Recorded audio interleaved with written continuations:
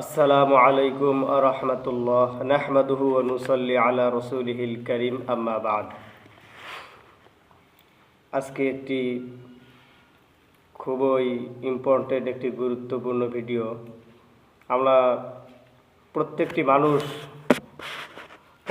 ধর্মের মানুষ, সব ধরনের মানুষ, ছোট বড়, ছেলে মেয়ে, সবাই আমরা একটি বিষয় নিয়ে সবসময় আমাদের জানার আগ্রহ খুব থাকে।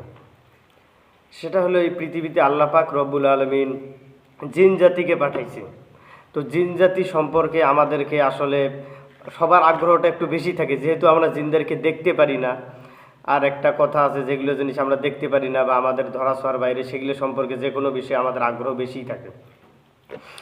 তো জিন জাতি সম্পর্কে আমাদের বিভিন্ন জিনিস জানতে মন চায়। তো জিন জাতি সম্পর্কে আসলে ছোটোখাটো আমি জানি, আপনারা জানেন যে যারা আমার ভিডিও দেখেন, আমি 5-10 মিনিটের মধ্যে ভিডিও আমার শেষ হয়ে যায়। এত সংক্ষেপে এত জিনজাতি সম্পর্কে বিস্তারিত বলা সম্ভব না। তবে আমি জিনজাতি সম্পর্কে কয়েকটি মূল বিষয় যে আমাদের জানা বা জানলা খুব ভালো লাগবে, এইরকম বিষয়গুলো আমি আপনাদেরকে জানাবো। সর্বপ্রথম কথা হলো, জিন যে রয়েছে, জিন আছে কি না দুনিয়ার মধ্যে অস্তিত্ব, এ ব্যাপারে কোনো ব্যক্তি যদি সন্দেহ করে যে জিন আছে কিনা, যেমন বিজ্ঞানীরা বলে যে জিন বলতে কিছুই নাই। আসলে বিজ্ঞানের মাথার মধ্যেই কিছু নেই।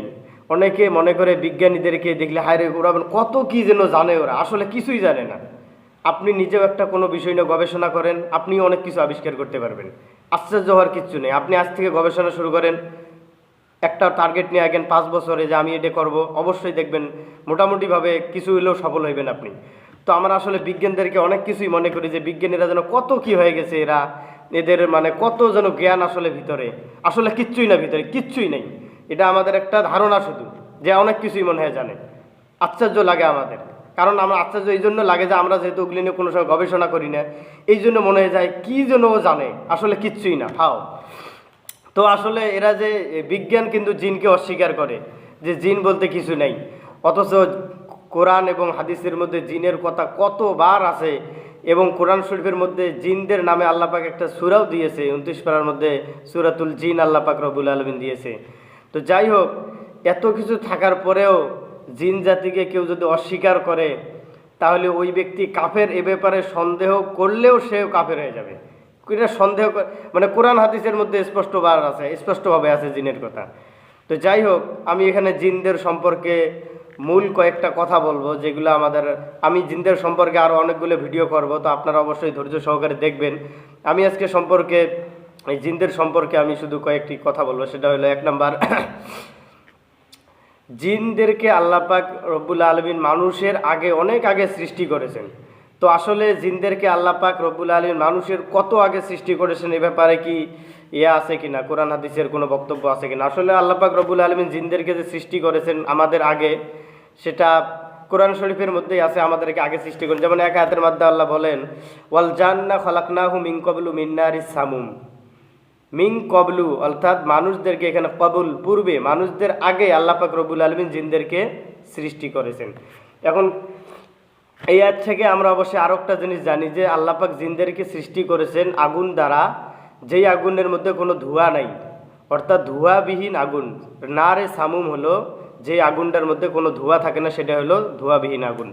যাই হোক, তো আল্লাহ পাক রব্বুল আলামিন জিনদেরকে তাহলে আমাদের পূর্বে সৃষ্টি করেছেন। তো কত আগে সৃষ্টি করেছেন, এ ব্যাপারে আসলে আমাদের একবারে সঠিক বক্তব্য আমি যতটুকু দেখছি কোরআন হাদিসে, আমি সঠিক এখনও পাই নাই, বা হাদিসের মধ্যেও সঠিক পাই নাই। তবে একটি হাদিস বা সাহাবাদের একটা আসার রয়েছে, সম্ভবত একজন সাহাবী আমর ইবনুল আস রাদিয়াল্লাহু তাআলা আনহু, আব্দুল্লাহ ইবনে আমর ইবনুল আস রাদিয়াল্লাহু তাআলা আনহু, উনি বলেছে যে খুলিকল জিন্নু কবলা আদামা বিআলফাই আমিন, অর্থাৎ আদম আলাইহিস সালামকে সৃষ্টির 2000 বছর আগে আল্লাহ পাক জিনদেরকে সৃষ্টি করেছেন।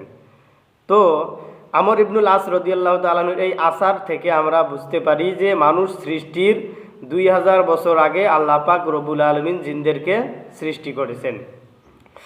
জিনদেরকে আল্লাহ পাক রব্বুল আলামিন সৃষ্টি করেছেন মানুষের 2000 বছর আগে, তারপরে সৃষ্টি করেছেন মানুষকে। এখন হলো যে জিনদের জিনদের কয়েকটি প্রকার রয়েছে, এটা আসলে নির্ধারিতভাবে বলা যায় না। তবে এক হাদিসের মধ্যে, হাদিসটা সম্ভবত তাবরানী শরীফের মধ্যে হাদিসটা রয়েছে, রসুল সাল্লাল্লাহু আলাইহি সাল্লাম ওই হাদিসের মধ্যে জিনদের 3টা প্রকারের কথা উল্লেখ করেছেন। হাদিসটা হলো খলাকাল্লাহুল জিন্না সালাসাতা আসনাফিন, 3 প্রকার, সিংফুন হাইয়াতুন ওয়া আকারিবু ওয়া খিসাসুল আরদ। 1 নাম্বার হলো যে সাপ, 1 নাম্বার জিনেরা যেগুলো সাপ বা জমিনের মধ্যে অনেক কীট পতঙ্গ, সেগুলো জিন, সবগুলাই না, কিছু কিছু। তারপরে সিংফুন কাররিহি ফিল হাওয়া, আরেকটি জিনের যে আছে প্রকার আছে, এরা আকাশে উড়ে বেড়ায়, এটা হলো আরেক প্রকার জিন। আরেক প্রকার জিন হলো ওয়াসিংফুন আল হিসাব ওয়াল ইকাব, অর্থাৎ এমন একটি জিন, আরেকটি জিনের ইয়া রয়েছে আলাইহিমুল হিসাব ওয়াল ইকাব, হাদিসের মধ্যে রয়েছে ওয়াসিংফুন আলাইহিমুল হিসাব ওয়াল ইকাব, আরেকটি জিন যাদের উপরে আল্লাহ পাক রব্বুল আলামিন হিসাব নেবেন, অর্থাৎ যাদের শরীয়তের দিন বিধানগুলো তাদের উপরও কি আবশ্যক। তো এই সকল জিনদেরকে আল্লাহ পাক রব্বুল আলামিন মানুষদের সাথে চলাফেরার মতন একটা ইয়া দিয়ে দিছে, ওদের মানুষের সাথে বা আমাদের আশেপাশে এই সকল জিনেরা বাস করে, এবং এই সকল জিনেরা আমাদের অনেক সময় ক্ষতিও করে থাকে। এখন এই যে এই জিনগুলোর মধ্যে আবার কয়েক প্রকারের রয়েছে, বা লাস্ট যে প্রকারটা বললাম, এই প্রকারগুলোর মধ্যেই দেখা গেল যে কয়েক প্রকার জিন হইতে পারে। তো একটা আমরা সম্ভবত কোরআন শরীফের মধ্যে, হ্যাঁ কোরআন শরীফে তো আমরা জানি যে 2 প্রকারের জিন আমি পেয়েছি। তো 1 নাম্বার তো সূরাতুন নামলের একটা আয়াতের মধ্যে আল্লাহ রয়েছে যে ইফরিত জিনের কথা, ঠিক আছে, ইফরিত জিনের কথা। ইফরিত জিন এটাও একটি খুবই শক্তিশালী, সব থেকে বলা হয় যে যত জিন আছে সব থেকে শক্তিশালী জিনের নাম হলো ইফরিত। যে সূরাতুন নামলের মধ্যে সুলাইমান আলাইহিস সালামের ঘটনা বর্ণনা করতে ক্বালা ইফরিতুম মিনাল জিন, এই যে ইফরিত একটি জিন, তো এটা হলো সব থেকে শক্তিশালী একটি জিন। এই জিনের উপরে আর কোনো জিনের শক্তি নেই, এটা আমরা যতটুকু জানতে পারি এই কিতাব থেকে। আরেকটি জিনের কথা রয়েছে সূরাতুস সাফফাতের মধ্যে রয়েছে মারিদ একটা জিন, মারিদ এটাও এক প্রকার জিন, এটাও খুবই শক্তিশালী, এবং মারিদ জিনটাও খুবই ভয়ঙ্কর এবং মানুষের ক্ষতিও করতে পারে। আরেকটি জিন রয়েছে, রসুল সাল্লাল্লাহু আলাইহি সাল্লাম হাদিসের মধ্যে সেই জিনটার কথা বলেছেন, এই জিনটা প্রত্যেকটা মানুষের সাথেই থাকে, সেটা নবীদের সাথেও থাকে, এবং আমরা যারা দুনিয়ার মধ্যে রয়েছি ছোট বাচ্চার থেকে একবারে বৃদ্ধ পর্যন্ত প্রত্যেক মানুষের সাথে এই জিনটা থাকে। সেই জিনটা সম্পর্কে রসুল সাল্লাল্লাহু আলাইহি সাল্লাম হাদিসের মধ্যে বলেছে, এটা এই হাদিসটি মুসলিম শরীফের মধ্যে হাদিসটা রয়েছে। রসুল সাল্লাল্লাহু আলাইহি সাল্লাম বলেছেন অদ উকিলা বিহি করিনুহু মিনাল জিন ওয়া করিনুহু মিনাল মালাইকা, এটা আমরা করিন জিন বলি থাকি, যে কারিন জিন, তাহলে একটা পেলাম ইফরিত, একটা পেলাম মারিদ, একটা পেলাম করিন। তো করিন জিনটাও মানুষের সাথে থাকে এবং মানুষের কুমন্ত্রণা দেয়, খারাপ কাজের দিকে আকৃষ্ট করে, এবং এই করিন জিনটা মানুষের অনেক ক্ষতিও করতে পারে। তো এখন সর্বশেষ আমি যে জিনিসটা বলবো যে আসলে জিনদের হায়াত বা জিনেরা কি আমাদের মতো বেঁচে থাকে, নাকি ওরা অনেক দীর্ঘজীবী হয়, অনেক দিন বেঁচে থাকে? তো এই ব্যাপারে আসলে সঠিক স্পষ্ট ভাষায় কোরআন হাদিসের মধ্যে কিছু নেই, তবে দালালাতুন নফস বা ইশারাতুন নফস যেগুলো কোরআন হাদিসের উসুল রয়েছে সেগুলোর মাধ্যমে আমরা জানতে পারি। রসুল সাল্লাল্লাহু আলাইহি সাল্লাম একটি হাদিসের মধ্যে বলেছেন আমার উম্মতি মা বাইনা সিত্তিন ইলা সাবঈন, তো ওয়াকুল্লুহুম মা ইয়াজুজু যালিকা, যে আমার উম্মতের হায়াত 60 থেকে 70, খুব কম ব্যক্তিরাই এর থেকে বেশি হইতে পারে। যে রসুল সাল্লাল্লাহু আলাইহি ওয়াসাল্লাম বলছেন আমার উম্মতের হায়াত 60 থেকে 70 বছর, মানে এটা হলো গড় আয়ু বা নর্মাল মানুষেরা স্বাভাবিকভাবে এই বয়সটার মধ্যে বেশি মারা যাবে, রসুলের উম্মত, রসুলের হাদিস। তো এর থেকে বেশি বয়সও অনেকের হয়ে যায়, এটা হলো খুবই কম সাজ, যেটা আর কি একবারেই কম, যেটাতে ধর্তব্য না। তো এখন কথা হলো জিনেরাও কি আমাদের রসুলের উম্মত কি না? তো এ ব্যাপারে কোরআন শরীফের একটি সম্ভবত সূরাতুল আরাফের মধ্যে আছে ইয়া মাশারাল জিন্নি ওয়াল ইনসি আলাম ইয়াতিকুম রসুলুম মিনকুম, যে হে জিন এবং মানুষেরা আপনাদের কাছে কি আমার রাসূল যায় নাই?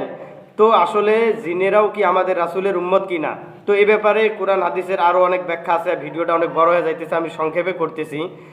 তো জিনেরাও ওলামায়ে কেরামদের কথা হইল যে জিনেরাও আমাদের রসুলের উম্মত, এবং জিনদের থেকে কোনো নবী আল্লাহ দুনিয়ার মধ্যে পাঠায় নাই। জিনদের থেকে শুধু আল্লাহ পাক রব্বুল আলামিন একজন বাদশা পাঠাইছিল, বা ন্যায়পরায়ণ বাদশা ছিল, ওদেরকে নবী ছিল না কোনো। তো যারা আমাদের মানুষের মধ্য থেকে যে সকল নবী হয় তাদেরকেই শুধু ওই জিনেরা তাদেরকেই অনুসরণ করে চলে। সুতরাং জিনেরা যদি আমাদের নবীর উম্মত হয়ে থাকে সে হিসেবে, এবং উলামায়ে কেরাম এই হাদিসটারই ব্যাখ্যা বলছে যে সাধারণত জিনেরাও এরকম 60-70 বছর বেঁচে থাকে। তবে কিছু কিছু উলামায়ে কেরাম বলছে যে না, জিনেরাও এইরকম, তবে জিনেরা মানুষের থেকে কিছু বেশি বেঁচে থাকে, কিছু মানে কয়েক বছর বেশি বেঁচে থাকে। আবার কেউ কেউ বলছেন, এটা হলো অগ্রহণযোগ্য মতামত, একবারে অগ্রহণযোগ্য, এটা হলো 1000 বা 1400 বছর 1500 বছরও জিনেরা বেঁচে থাকে। এই মতটা একবারই অগ্রহণযোগ্য, বা তাও যেহেতু একটা মত আছে এটাও, তো এটা মতও হইতেও পারে।